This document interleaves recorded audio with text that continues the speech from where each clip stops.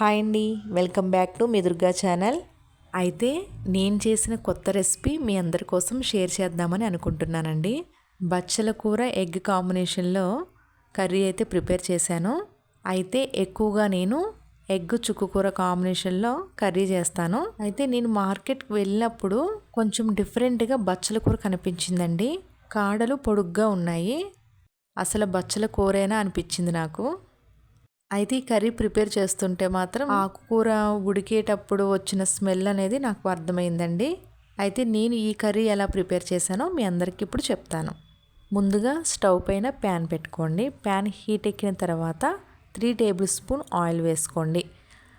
Oil heat అయిన తర్వాత 2 onions 2 green chillies cut చేసుకొని ఆయిల్లో వేసుకోవాలి.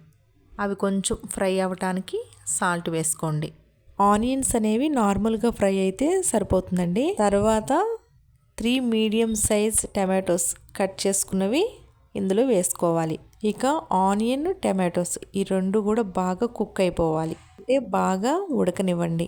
అయితే టమాటోస్ వేసినప్పుడే పసుపు వేసుకోవాలి. నేను మీకు చెప్పలేదండి. ఈ కర్రీలో కొంచెం ధనియాల పొడి, 1 స్పూన్ అల్లం వెల్లుల్లి పేస్ట్, కొంచెం గరం మసాలా వేసుకోవాలి. స్పైసెస్ అనేవి మన ఇష్టం అండి, మీరు తినిన దాన్ని బట్టి యాడ్ చేసుకోవచ్చు. నేనైతే ధనియాల పొడి వేసుకున్నాను, కారం వేసుకున్నాను, అంతేనండి.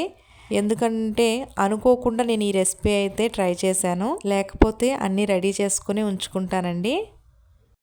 ఏమీ వేయకుండానే టేస్ట్ బాగుంటే ఇంకా అన్నీ కూడా అంటే లైట్గా వేసుకుంటే ఇంకెంత టేస్ట్గా ఉంటుందో అనిపించింది నాకైతే. ఇక స్పైసెస్ అన్నీ వేసుకున్నాక కాసేపు ఫ్రై చేయండి. తర్వాత కట్ చేసుకొని క్లీన్ చేసి పెట్టుకున్న బచ్చల కూరని ఇందులో వేసుకోండి. బాగా ఉడకనివ్వాలండి. ఇంకా ఫ్రై కూడా అవ్వాలి. అంటే ఆకుకూర అనేది స్మెల్ ఉంటుంది కదా, సో ఆ స్మెల్ మొత్తం పోవాలి. అయితే చాలా టైం పట్టిందండి. ఆ కాడలు ఉన్నాయి కదా, అవి అసలు ఉడకలేదేమో అనిపించింది. ఇక కుక్కర్లో అయితే ఈ కర్రీని ఒక విజిల్ వచ్చే వరకు అయితే ఉంచానండి. పడినంత కారం కూడా వేసుకోండి.